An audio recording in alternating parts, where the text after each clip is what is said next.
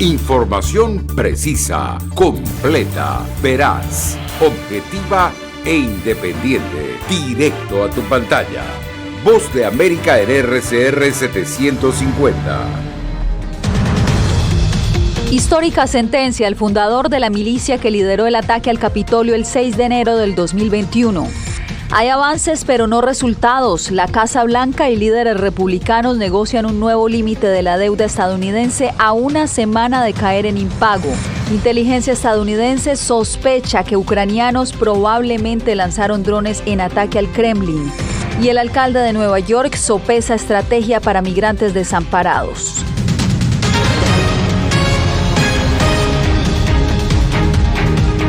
Hoy fue condenado el fundador de la milicia de extrema derecha que lideró el ataque al Capitolio estadounidense el 6 de enero del 2021. Con esta noticia iniciamos El Mundo al Día. Soy Yasmín López y vamos en vivo a la Corte del Distrito de Columbia con Julia Riera, porque Julia, la sentencia a Stewart Rhodes marca un precedente, pero acabamos de enterarnos que hace pocos minutos otro miembro de los Oath Keepers también fue sentenciado. Cuéntanos.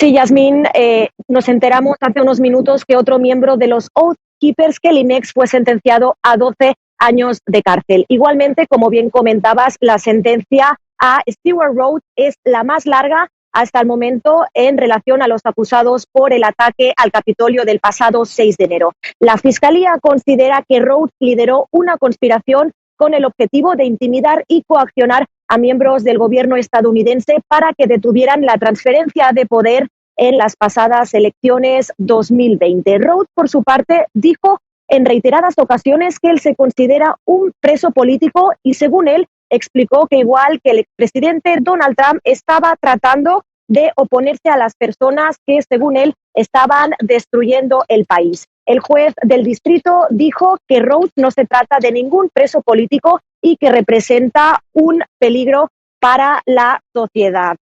Además, los abogados de Rhodes se acercaron a la prensa después de conocer la sentencia y eso fue lo que dijeron. Yasmín.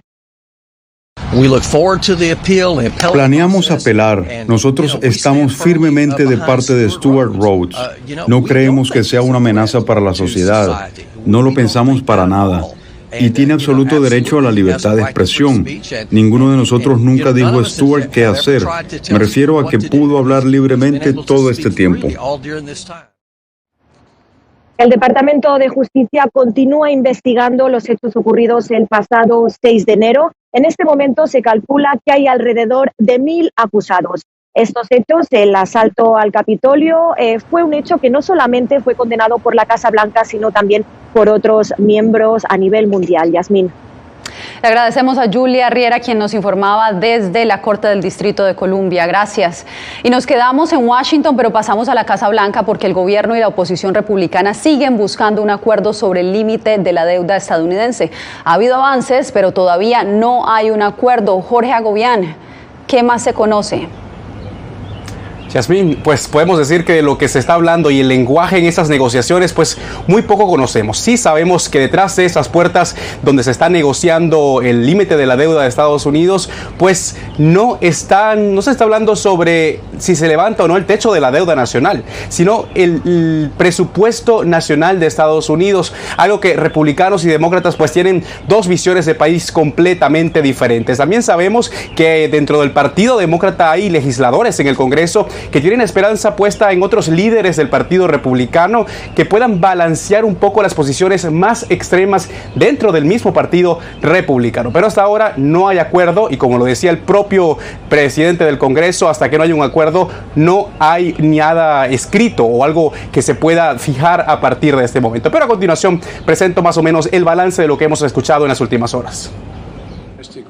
Tanto la Casa Blanca como el liderazgo republicano han dicho que no permitirán que el país se quede sin fondos para pagar sus deudas. Pero nada está garantizado. O como dice el presidente del Congreso, no hay acuerdo hasta que todo esté acordado. El 1 de junio es la fecha límite para evitar el impago que ocasionaría una catástrofe económica en Estados Unidos y en los mercados mundiales. La principal demanda de la oposición al presidente Biden es que se recorte el presupuesto anual, pero el mandatario se ha mostrado en contra de ofrecer algunas concesiones. Los republicanos aprobaron un proyecto de ley que haría grandes recortes en programas importantes con los que cuentan millones de estadounidenses trabajadores y de clase media. Enormes recortes en la cantidad de maestros, policías, agentes de la patrulla fronteriza y mayores tiempos de espera para reclamos de seguridad social, y no estaré de acuerdo con eso.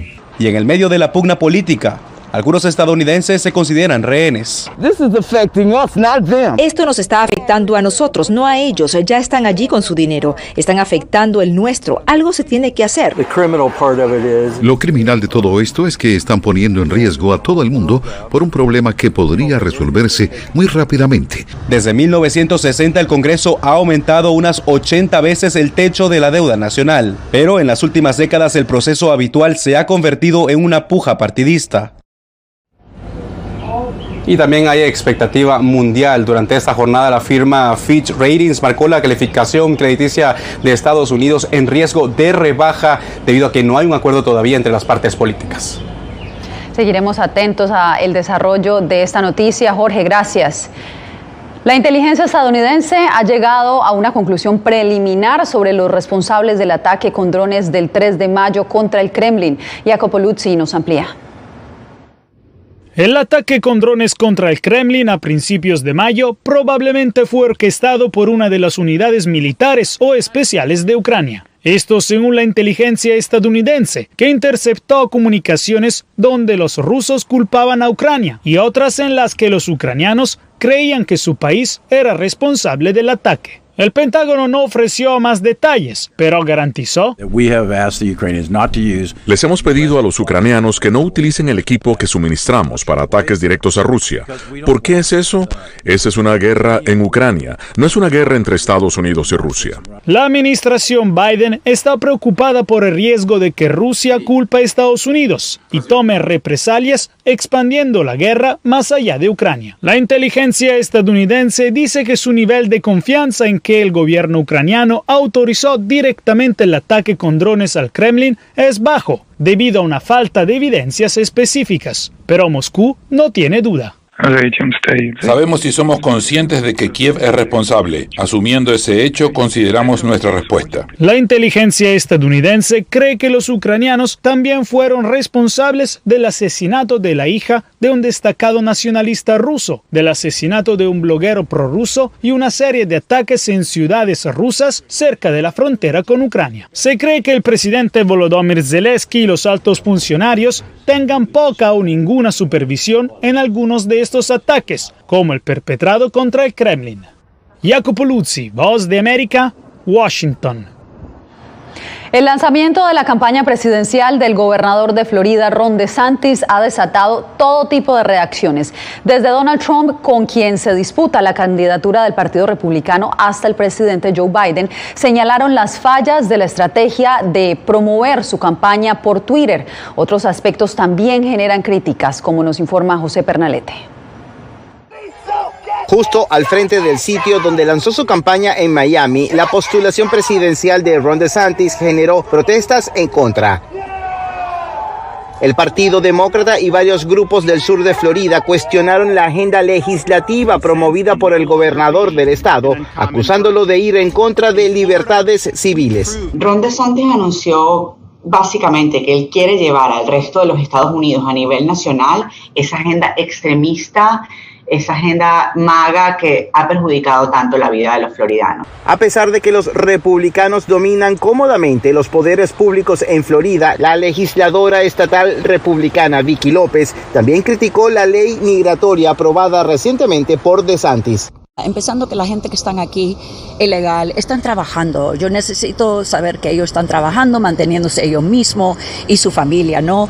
También la parte de la ley que no pude, que me chocó mucho fue que cuando uno ya llega al hospital le van a preguntar, ¿eres legal o ilegal?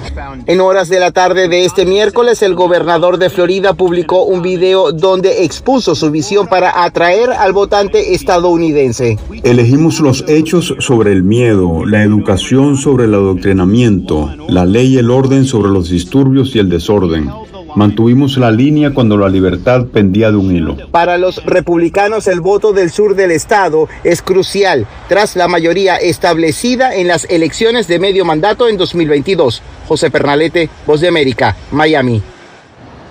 Mayo es el mes de la concientización sobre la salud mental y en Estados Unidos el aumento de casos de suicidio y depresión entre los jóvenes genera preocupación. Verónica Villafañe nos trae la desgarradora historia de una madre que busca ayudar a sobrevivientes de intentos de suicidio. Con un suspiro, nostalgia y cariño, Esther Ibarra mira un retrato de su hijo Nathan. Recuerda como la última vez que lo vio, él le dijo que no quería ir a la escuela porque no se sentía bien. Ese es el día que se tomó su vida. Nathan tenía 13 años. Fue su hermana de 16 quien lo encontró. Un shock destruyó nuestra familia. Y la dejó desconsolada. Me levantaba, no me bañaba, no quería comer, estaba deprimida. No fui a trabajar. Por un año me quedé en casa, lloré y lloré. Nathan estuvo deprimido tras la muerte de su padre 4 años antes, pero Esther dice que aparentaba haberlo superado. Jugaba el béisbol, le encantaba ir a la escuela, sus amigos. Era muy alerta, muy avanzado, le gustaba las matemáticas, el ciencias, quería hacer todo. Fue después de su muerte que se enteró. Los otros niños dentro de la escuela le estaban haciendo bullying. Nathan se suicidó hace 25 años, pero según los CDC, en las últimas 2 décadas hubo un aumento del 52% de suicidios entre adolescentes y casi 3 millones de niños y jóvenes actualmente sufren de depresión. Carla Centeno es consejera de crisis. Las redes sociales muchas veces pueden traer un tipo de estrés a estos jóvenes por todas las cosas que experimentan, el bullying, el acoso. El 23 de mayo, el director general de salud de Estados Unidos emitió una advertencia que las redes sociales están perjudicando la salud mental de los jóvenes, relacionándolas a problemas de autoestima, insatisfacción corporal, el ciberacoso y, en algunos casos trágicos, suicidios. Para Esther Ibarra, el tiempo no borró el dolor de su pérdida, pero al ser voluntaria en un grupo de apoyo, encontró una razón para vivir. Aprendí cómo aliviarme y cómo ayudar a otros padres. Verónica Villafañe, Voz de América, Los Ángeles.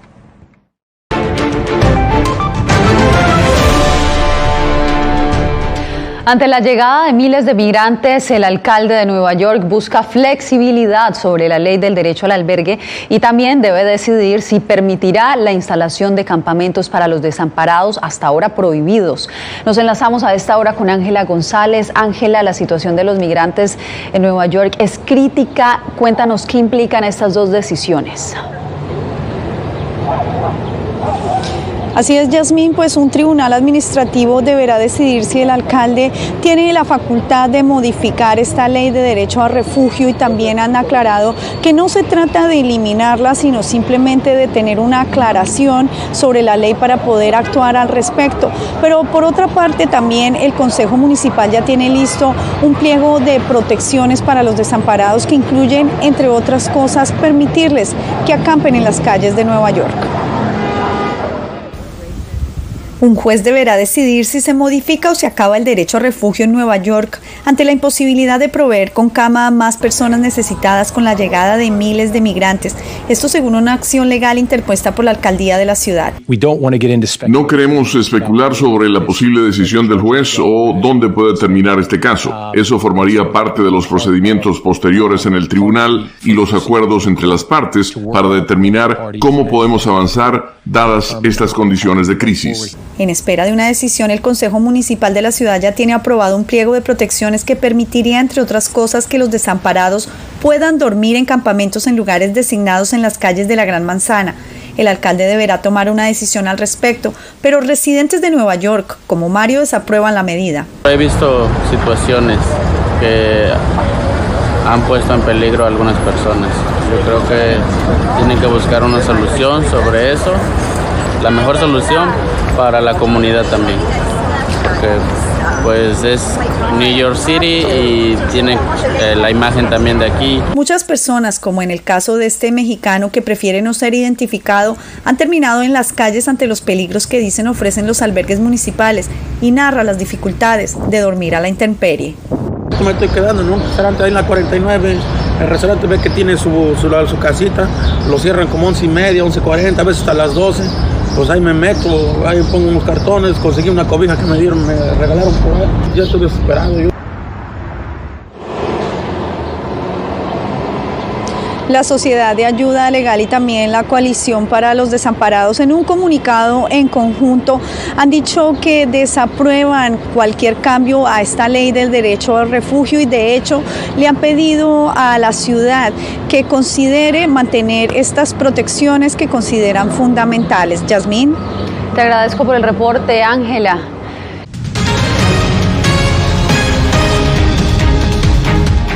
Tres años después del asesinato del afroestadounidense George Floyd a manos de un policía blanco, Minneapolis conmemora a quien se convirtió en un ícono de la brutalidad policial y generó protestas dentro y fuera de Estados Unidos. Laura Sepúlveda tiene la historia.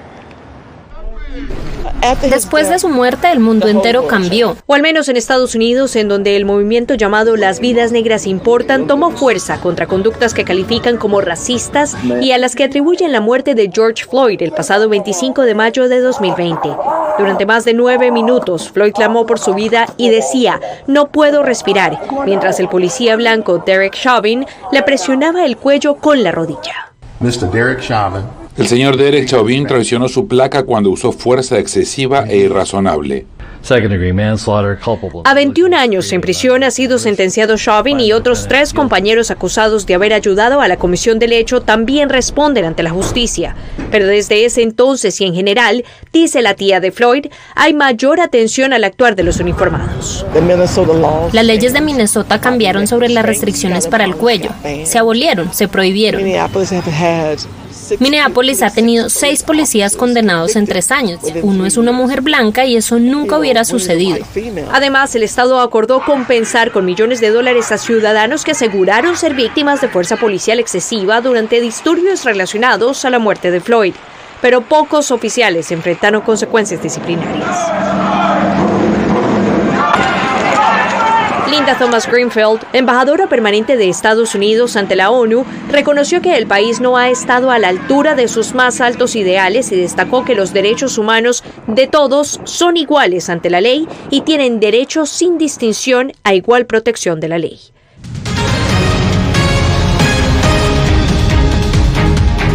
El Consejo Nacional Electoral convocó a los ecuatorianos para que el próximo 20 de agosto elijan al presidente y a los 137 asambleístas. Néstor Aguilera con la información. El Consejo Nacional Electoral convoca. Una semana después de que el presidente Guillermo Lasso disolviera la Asamblea Nacional, apelando a una facultad constitucional conocida como muerte cruzada, los ecuatorianos entraron nuevamente en una fase preelectoral. Recordemos que en el proceso normal tenemos un año para preparar el proceso electoral. La campaña va a ser mucho menor, por lo tanto, incluso el valor para promoción electoral será menor. Corre ya la cuenta regresiva para la primera vuelta, que deberá cumplirse el próximo domingo 20 de agosto, lo que preocupa a organizaciones de la sociedad civil. Tener elecciones a cuenta regresiva con un periodo que está poniendo en apuros al Consejo Nacional Electoral demanda mucha responsabilidad de la sociedad civil en vigilar que las cosas se hagan bien. Por ahora sigue en aumento el número de precandidatos a la presidencia de la República. El actual mandatario no ha decidido si irá por la reelección, pese a que se esperaba que lo anuncie la víspera durante su informe a la Nación, que por primera vez desde la vigencia de la Constitución en 2008 no se hizo ante el Legislativo. Hace 8 días, utilizando un mecanismo democrático reconocido en la Constitución de la República, puse fin a una confrontación política. En caso de que sea necesaria una segunda vuelta, se llevará a cabo el próximo 15 de octubre, según el CNE. Néstor Aguilera, Voz de América, Quito. En menos de una semana, 3 sacerdotes católicos han sido detenidos en Nicaragua. Donaldo Hernández con la información. Este jueves la Policía Nacional de Nicaragua informó en un comunicado que el sacerdote Jaime Montesinos fue arrestado por supuestamente cometer el delito de menoscabo a la soberanía del país. Montesinos tiene 61 años y es párroco de la iglesia Juan Pablo II. La Policía Nacional realiza las diligencias investigativas pertinentes y remitirá al investigado a las autoridades competentes para su enjuiciamiento y determinación de las responsabilidades penales.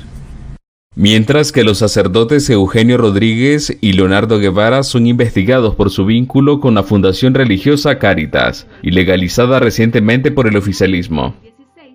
Organismos de derechos humanos denuncian que estas acciones del gobierno corresponden a la persecución contra la Iglesia Católica. Hablamos de que existe desplazamiento forzado, exilio, despojo de nacionalidades, judicialización, privaciones de libertad a líderes religiosos. Aunque el presidente Daniel Ortega ha señalado a la Iglesia Católica de ser una dictadura, el cardenal Leopoldo Brenes insiste en que solo a través del diálogo se logrará resolver la situación de Nicaragua. La Iglesia tiene siempre sus métodos, y sobre todo siempre somos personas de esperanza. Actualmente ya son 6 los sacerdotes detenidos en Nicaragua, incluido el obispo Rolando Álvarez. Donaldo Hernández, Voz de América.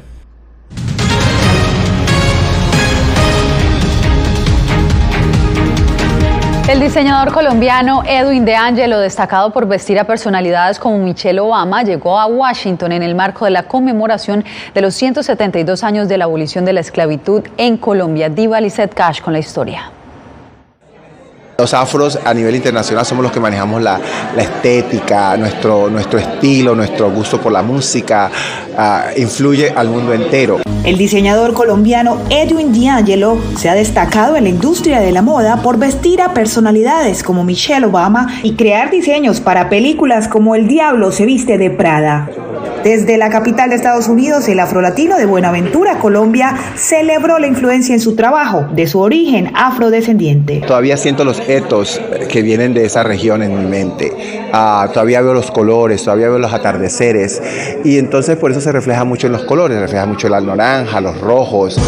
Esta vez su público fue la diáspora afrocolombiana que en Washington conmemoró los 172 años de la abolición de la esclavitud en Colombia. Los colores que llaman a la alegría, que llaman a la acción, pero que llaman a pensar siempre que hay un momento después que puede ser mejor. Y no solamente colores y estilos, el pelo también comunica. Por ejemplo, el cabello representa el poder del mar, del océano. Por eso recomendamos cortar las puntas y no pelar. Tiene que ver también con esa espiritualidad que te da el poder, te da la fuerza. Con estos códigos estéticos en prendas de vestir, instrumentos musicales y el lenguaje corporal, la cultura afro expresa desde la profundidad del alma hasta la libertad de expresión. Para ellos una forma de reconocer y dignificar su cultura. Diva Lizeth Cash, Voz de América, Washington. Con ritmos colombianos nos despedimos por hoy. Gracias por informarse en El Mundo del Día. Radio Caracas Radio presentó Voz de América.